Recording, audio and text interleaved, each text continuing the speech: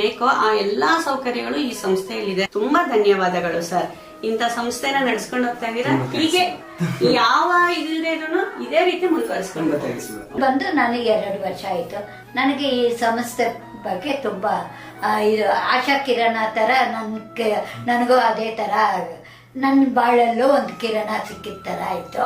ಬಂದಿರ್ತಾರ ನಾನೇ ಹಾಗೆ ಇಂಪ್ರೂವ್ಮೆಂಟ್ ಅದನ್ನ ಅದೇ ತರ ಇನ್ನೂ ಒಂದು 100 ಜನಕ್ಕೆ ನೀವು ಇದು ಅವ್ರಿಗೆ ದಾರಿ ತೋರಿಸಿ ಅನ್ನದಾದೀಪದ ತರ ಅವ್ರಿಗೆ ಬೆಳೆಸ್ಕೊಂಡು ಬನ್ನಿ. Please let me know if anything we need to still improvement anything. We have to change some systems, anything. If you feel sure. Virej, I think last June, if I remember, I came here. At that time, the place was a bit of a small place with only 1 floor, not much of beds. But over the last 6 months, I have seen the improvements you have done in this building as such. I think right now you have 30 beds, if I am not wrong, and all are completely occupied.